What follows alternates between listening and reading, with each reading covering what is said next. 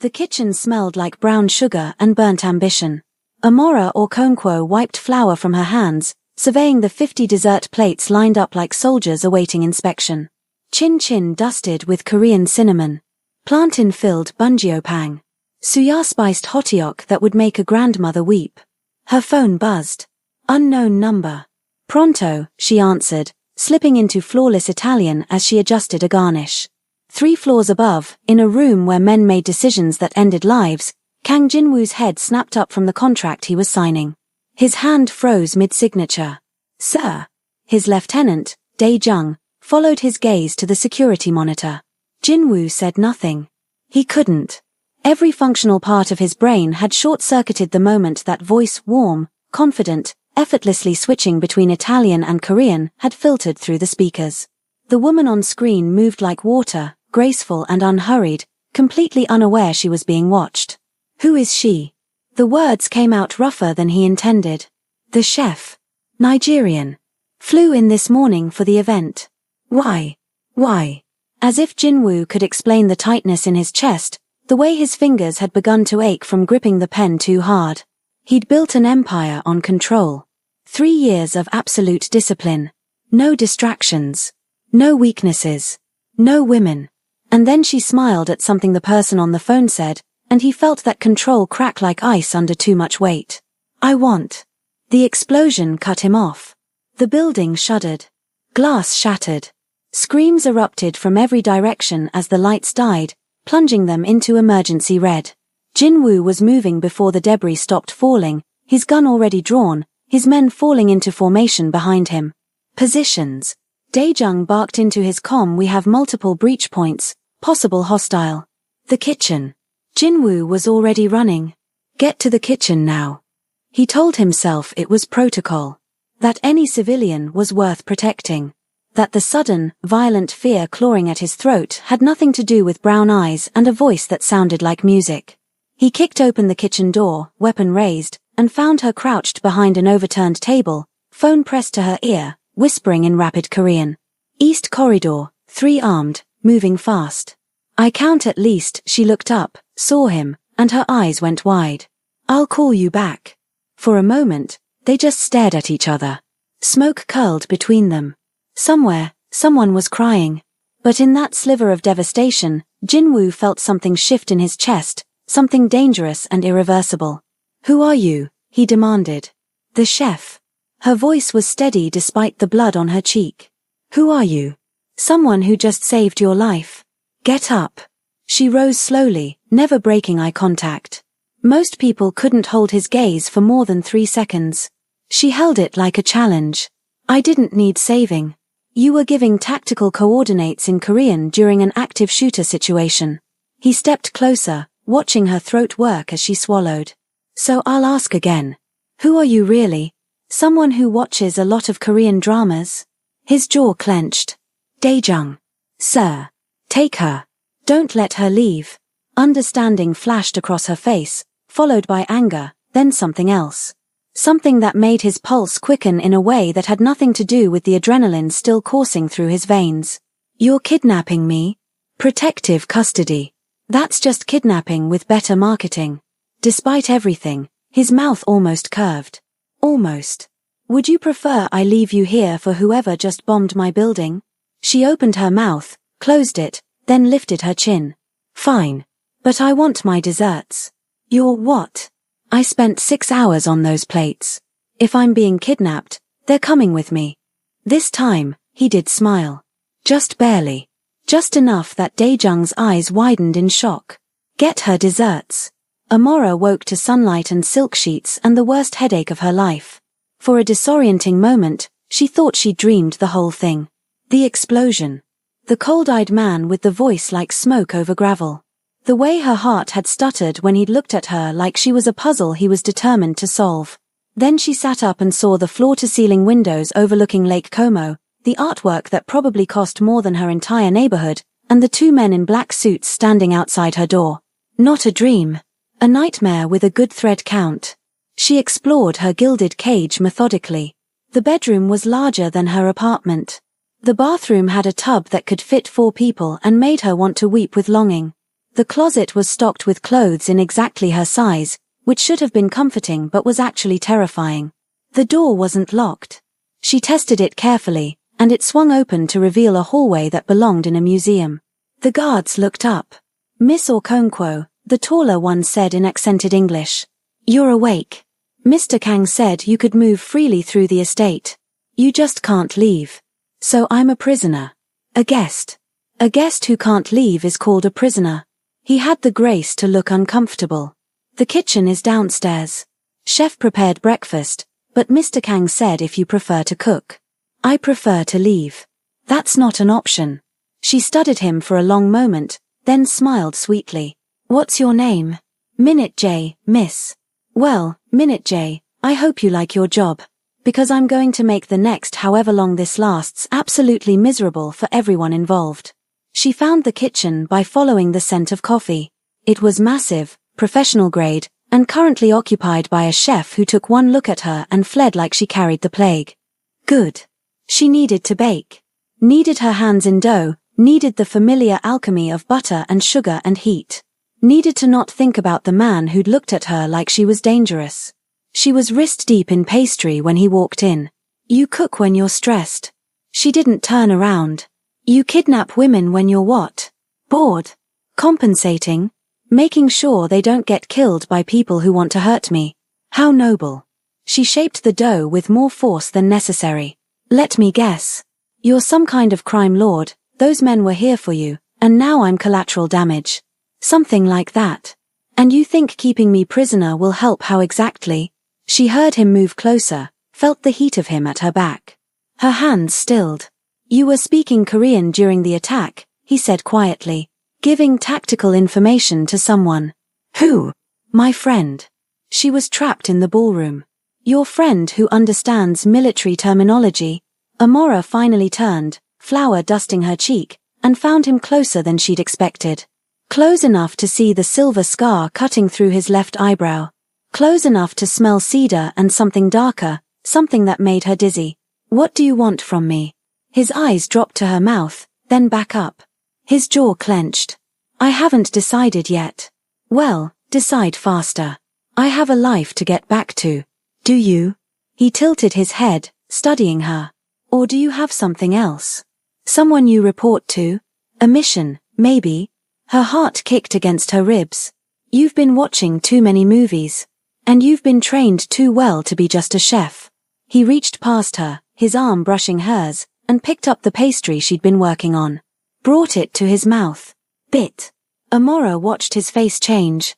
Watched the ice crack, just for a second, watched something vulnerable and raw flash across his features before he locked it down again. But his hand trembled. Just slightly. Just enough. What is this?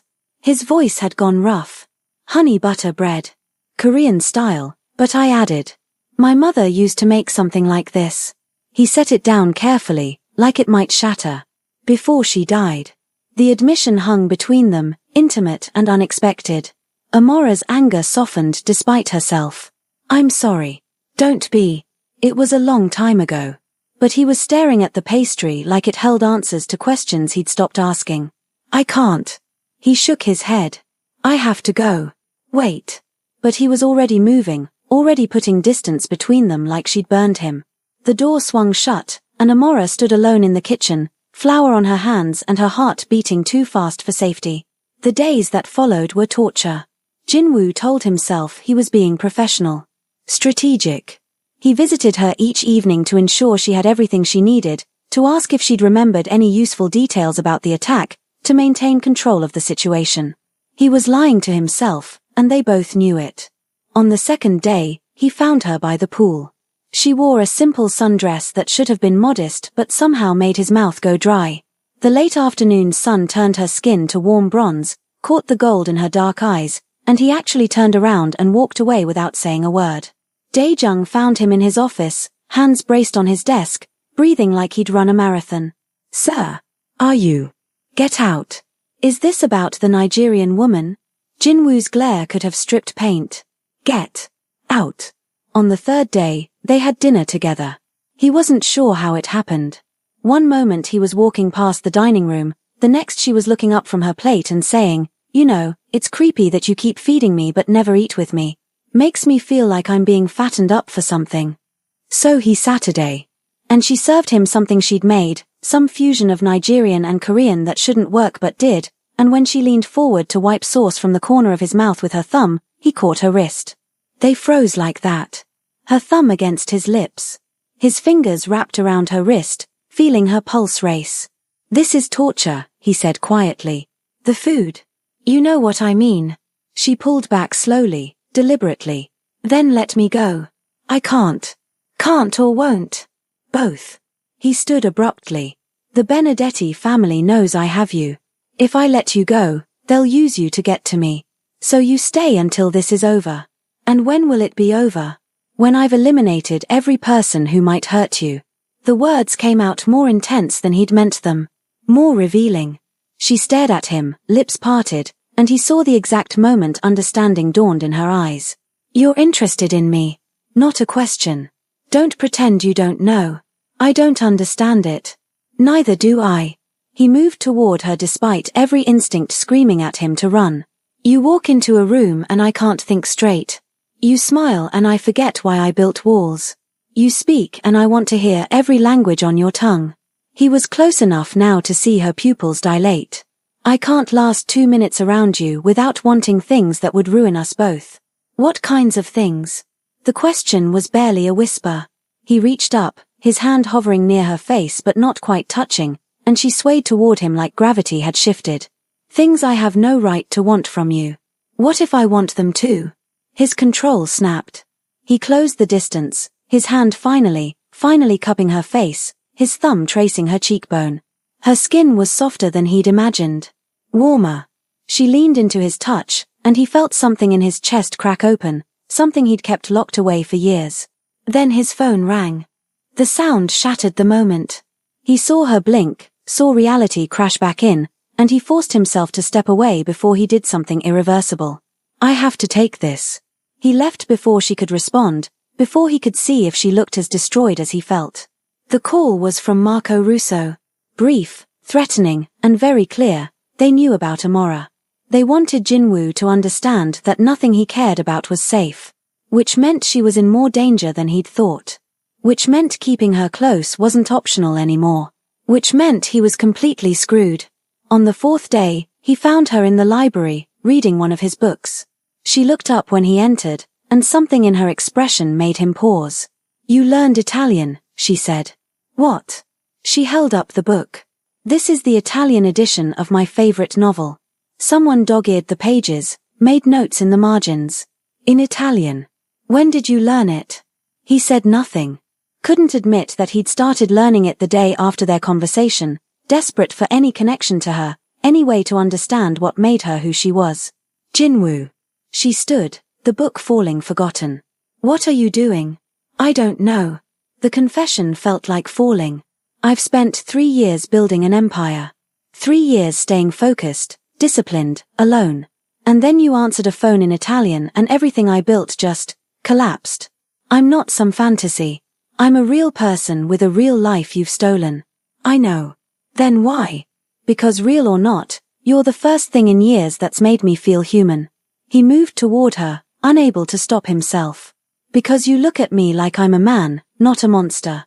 Because when you speak, I forget that I have blood on my hands and darkness in my soul. You don't know me well enough to feel this way. I know you speak 6 languages and bake when you're stressed. I know you're terrified but won't show it. I know you argue in 3 different languages when you think no one's listening. I know you cry at night and pretend you don't in the morning. He was standing right in front of her now. So tell me I don't know you. Tell me I'm wrong. You're not wrong. Her voice wavered. But you're not right either. You only see what you want to see.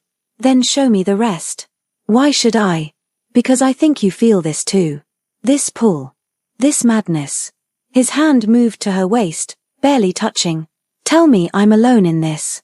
She looked up at him, eyes bright with unshed tears and something fiercer, something that made his heart race. You're not alone. Then let me. No. She pressed her hand against his chest, stopping him. You don't get to keep me prisoner and seduce me at the same time. You want me? Earn it. Give me a reason to trust you. What reason could possibly be enough? The truth. About who you are, what you do, why those men attacked. She stepped back, breaking the contact. No more games. No more half-truths. Just you, raw and real, and let me decide if you're worth the risk. He stared at her for a long moment, this woman who'd somehow become the axis his world turned on, and made a choice that terrified him more than any bullet ever had. All right. Come with me. He took her to his office, locked the door, and poured them both a drink. Then he told her everything. The Kang Syndicate. His father's empire, built on blood and fear. The wars he'd fought, the men he'd killed, the deals he'd made that would damn him in any honest court. He told her about the transition he was trying to make, moving the family business toward legitimacy, and how the old guard was resisting. He told her about Marco Russo, whose family wanted to expand into Asian markets. About Victor Santos, the arms dealer who'd hired her. Yes, he knew about Victor and how they'd orchestrated the attack to destabilize Jinwoo's position. Victor hired you to cater that event, he said quietly. But you were never meant to just cook. You were bait. Amora set down her glass with shaking hands. What? They knew I'd be there. Knew I'd see you. They wanted me distracted, vulnerable. His smile was bitter. It worked better than they could have hoped. So everything about this. She gestured between them. It was all part of someone's plan. Their plan was for me to notice you. What happened after was all me. He leaned forward, elbows on his knees. They wanted distraction. I became obsessed. They wanted weakness. I found something worth protecting.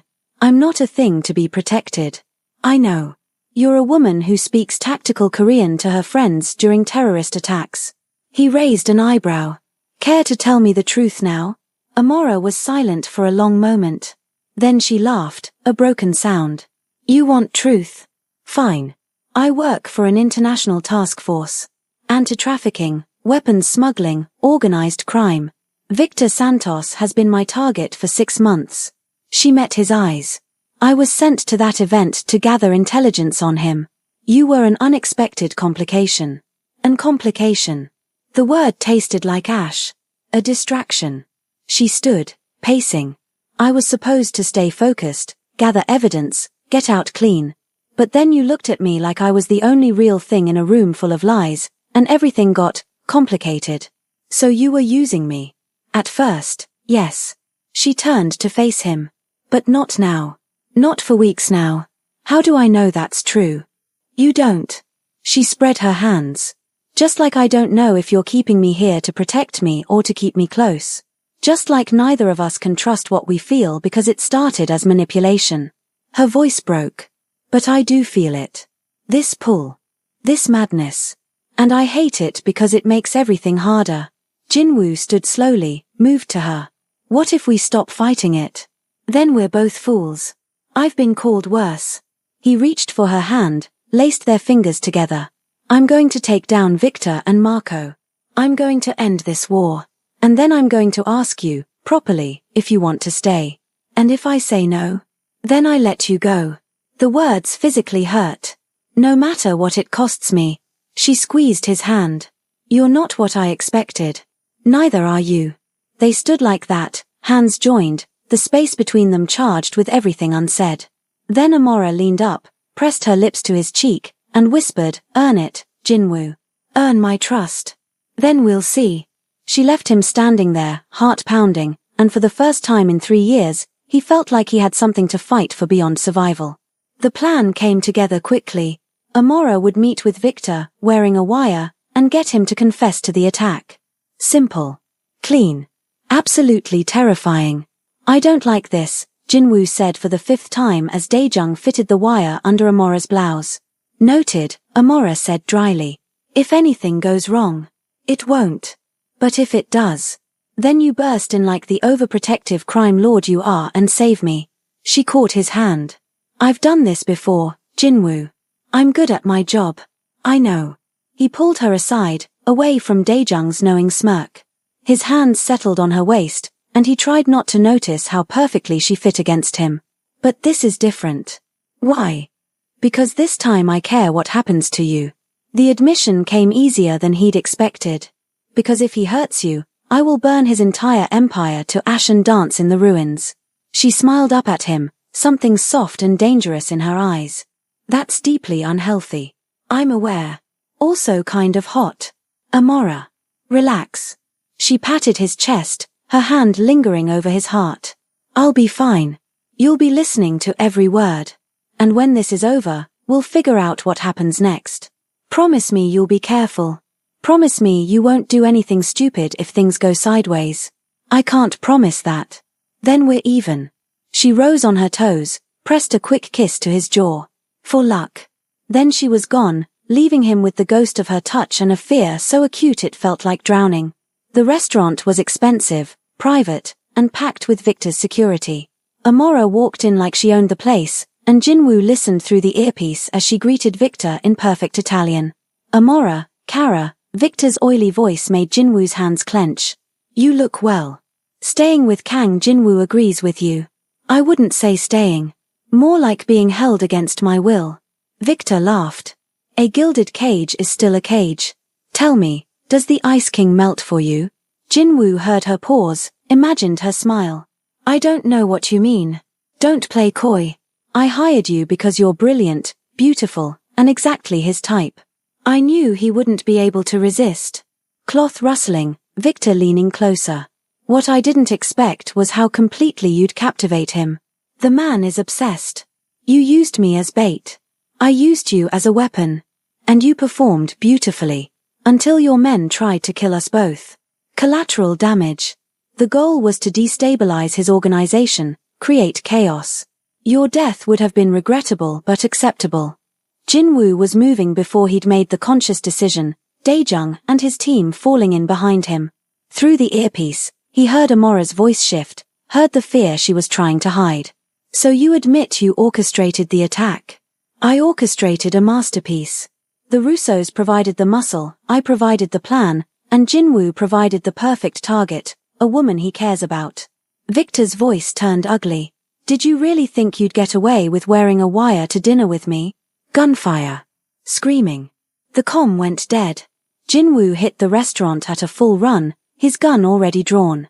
Victor's men were everywhere, but they might as well have been paper dolls. He moved through them like a force of nature, cold and efficient and absolutely merciless. He found Amora in the kitchen, holding a knife she'd clearly taken from one of Victor's guards.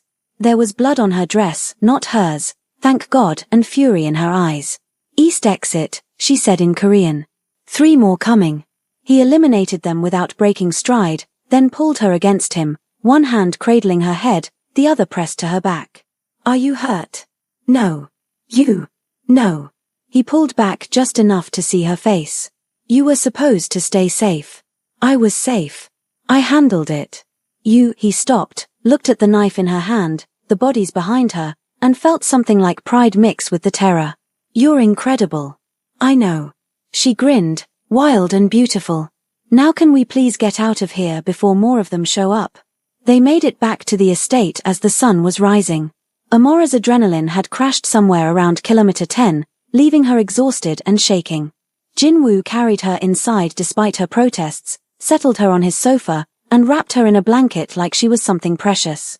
Victor's in custody, Daejung reported. Singing like a canary. We have enough to bury him and the Russos. Good. Jinwoo didn't look away from Amora. Leave us. When they were alone, he knelt in front of her, took her hands in his. I'm sorry. For what? For putting you in danger. For not protecting you better. For. Stop. She cupped his face. I chose this. I knew the risks. And I'm fine. You could have died. But I didn't. She smiled softly. We didn't. He leaned his forehead against hers, breathing her in.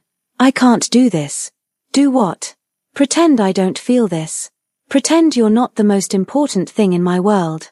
Pretend I could ever let you go. Then don't pretend. Her voice was barely a whisper. Tell me the truth. I love you. The words fell out like a confession, like a prayer. I've loved you since you answered that phone in Italian. I've loved you through every argument, every moment of you being too brave and too stubborn and too perfect. Amora's breath caught. Jinwoo. I know it's too soon. I know I have no right. I know you came here for a job and I turned your life upside down. His hands tightened on hers. But I need you to know that when I look at you, I see my future. I see the person I want to become. I see everything I thought I'd lost when my mother died. Stop talking, she whispered. Amora. Stop talking and kiss me. He stared at her for one heartbeat, two. Then he surged up, capturing her mouth with his, and everything else fell away. The fear, the danger, the complications, none of it mattered. Only this. Only her. The kiss was desperate and tender, hungry and reverent. His hands tangled in her hair, her fingers gripped his shirt, and when they finally broke apart they were both shaking. I love you too, she gasped against his lips. I've been trying not to for weeks, but I do. I love you and it terrifies me. Good. He kissed her again, slower this time, deeper. Be terrified with me. Jinwoo. His name was a plea. Tell me what you want. You. All of you. No more walls, no more holding back. Her eyes met his, dark and certain. Show me who you are when you're not trying to be careful. Something in him snapped. He lifted her, carried her to his bedroom, and laid her down like she was made of starlight. Then he proceeded to take her apart, piece by piece, with hands and mouth, and whispered words in 3 languages. She gave as good as she got, her touch searing through him, her voice breaking on his name as they moved together. When they finally came together, it felt like coming home, like finding something he'd been searching for his entire life. Afterward, they lay tangled together, her head on his chest, his fingers tracing patterns on her back. What happens now? She asked quietly. Now we figure out how to build a life together. You're a crime boss. I work for an international task force. I'm transitioning to legitimate business. You could consult. She laughed, the sound vibrating through him. That's the worst cover story I've ever heard. I'm new at this. The whole having someone I care about thing. I noticed. She propped herself up on his chest, studying him. I'll need to report in. Explain what happened. There will be questions. Will they let you stay? If I want to. Do I want to? He cupped her face, thumb brushing her cheekbone. I can't promise you easy. I can't promise you safe. What I can promise is that I will spend every day earning your trust, earning your love, becoming the man you deserve. What if you're already that man? Then I'll spend every day proving it wasn't a mistake to choose me. She kissed him, soft and sweet. You're too sweet for a crime lord. And you're too dangerous for a chef. Good thing we're both liars. They spent the night learning each other, mapping scars and secrets, building something fragile and fierce between them. And when morning came, they faced it together. 6 months later, Amora stood in her bakery, Sweet Fusion, a ridiculous name she'd insisted on, watching the lunch rush with satisfaction. The fusion desserts were a hit. The cafe was packed. And her husband was late. Again. The bell over the door chimed, and she didn't have to look to know it was him. She felt it, that electric pull that had never faded. You're late, she said without turning around. I'm exactly on time for someone who just closed $100 million deal.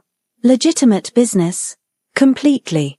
He slid his arms around her waist from behind, pressed a kiss to her neck. Mostly. Jinwoo. I'm kidding. Another kiss. Maybe.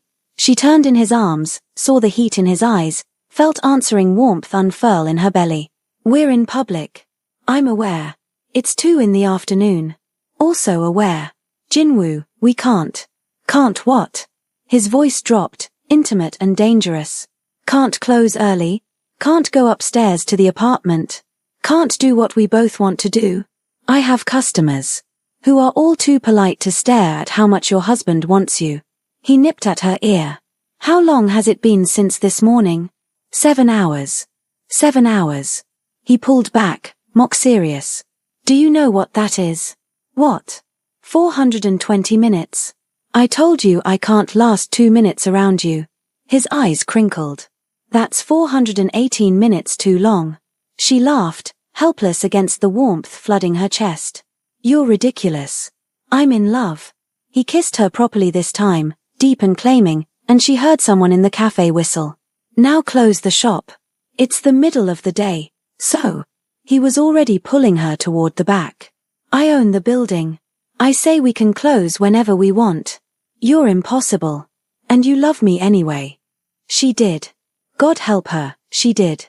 This man who'd kidnapped her and protected her and loved her with an intensity that still took her breath away. This former crime lord who learned languages for her and built her a bakery and looked at her like she was the only thing that mattered in the entire world. I do love you, she said, stopping him. Even when you're bossy and overprotective and completely insane. Good. He kissed her forehead, her nose, her lips. Because I'm going to love you for the rest of our lives. I'm going to wake up every morning grateful you chose me. I'm going to spend every day proving I was worth the risk. You already have. Then I'll keep proving it anyway. They went upstairs together, leaving the cafe with a hastily scrawled closed for family emergency sign. And if the emergency was that Jinwoo couldn't keep his hands off his wife for another minute, well, that was their business. Later, wrapped in sheets and each other, Amora traced the scar through his eyebrow. Do you ever regret it? How we started? Every day. She stiffened. What? I regret that I didn't meet you sooner. That we wasted time fighting what we felt. That you had to be in danger for me to realize what you meant to me. He caught her hand, pressed a kiss to her palm. But I don't regret us. I could never regret us. Even though I'm too sweet. Especially because you're too sweet. He pulled her closer. You made me want to be better. You made me believe I could be more than what I was born into. You saved me, Amora. We saved each other. Yeah. He smiled, rare and genuine. We did. Outside, Seoul glittered in the twilight. A new city, a new life, a future they were building together one day at a time. It wasn't perfect. It wasn't easy. But it was theirs. And that was everything. Welcome to Afro-Korean Stories TV. If you loved this story of dangerous love and second chances, please hit that like button and subscribe for more passionate tales. Drop a comment below telling us, would you take a chance on love with someone dangerous? What would you do in Amora's situation? We read every comment and your thoughts fuel our next stories. Share this with someone who loves intense romance, and don't forget to turn on notifications so you never miss an upload. Until next time, remember, the best love stories are written in blood and sugar, danger and devotion. Now go forth and be dangerously in love.